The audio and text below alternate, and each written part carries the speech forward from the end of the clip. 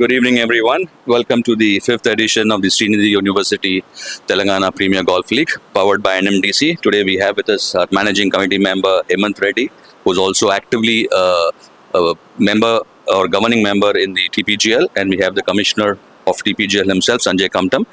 Guys, I want to ask you your thoughts after round three. Uh, did we meet the expectations of the players, the captains, the team owners, and overall the tournament? Hemant? Yeah, I think today we set the bar pretty well, and all the players are pretty happy. Happened to meet a lot of people. They're quite satisfied with the course and with everything else also. So I think we're doing okay. Commissioner?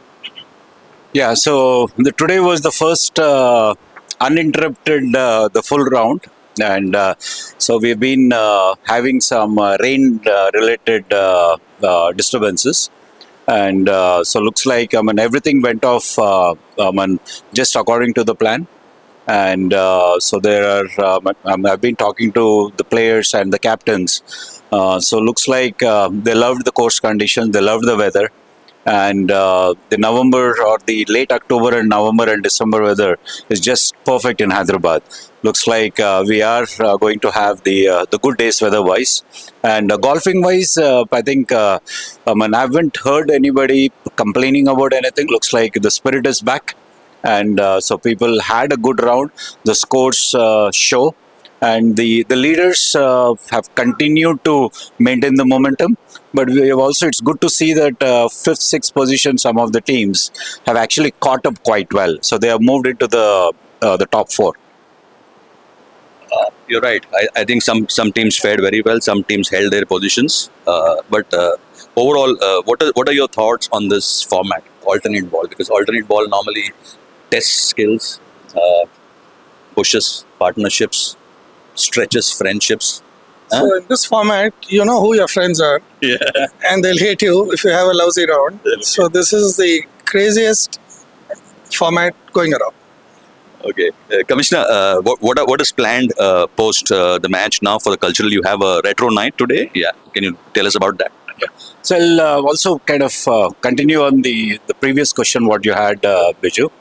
So what was also good, this is a round three, and so we introduced a few new aspects to the TPGL 2025, TPGL 5.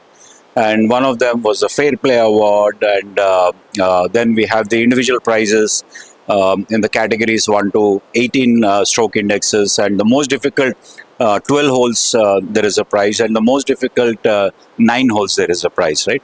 So I think, and also the way the caddies first time they've been allotted to all the teams, and some caddies are definitely doing double shifts, right? So they were the first round. Obviously, when we introduced this, it took kind of a teething problem, right?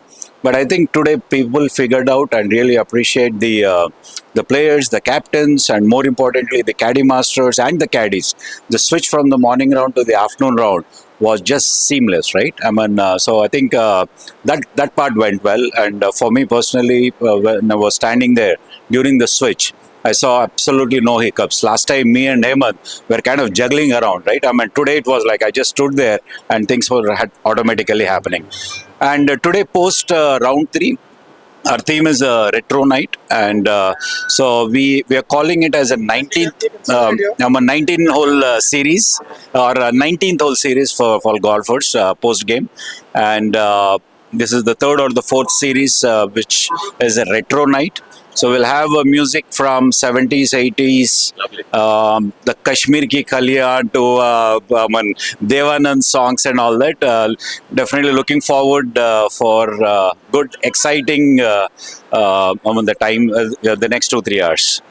I have a question for Hemant, because Hemant also manages the course. Giving the course ready for the tournament is quite a challenging thing, especially when you're not sure of the rains, about the weather conditions. How do you manage these expectations? Because as the tournament chairman, he can keep pressing you for the course. Players can say, we want to play. Captains can say, we want to be on the course. But then there is a decision which needs to be taken.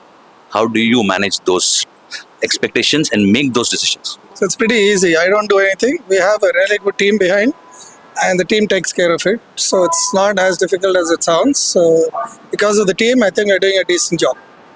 That was very, I must say, that was very, very smart by Hemant here. I'm being honest.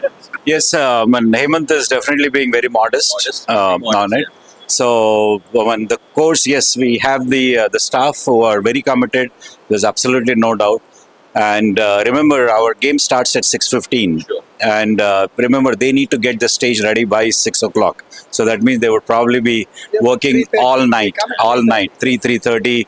The weather changes, the conditions are different. Some days there is more dew, less dew, and they need to meet the expectations.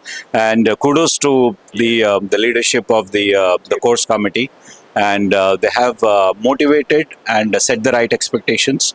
And I mean, the day before yesterday also.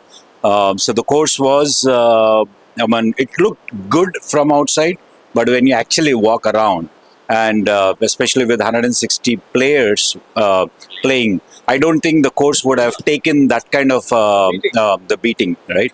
So it was the right decision from the course committee, but I think there was a little the gap in the way it got communicated. But all in all, today everybody were really appreciating the way the course should be, and it is. And thanks to the leadership of the course committee.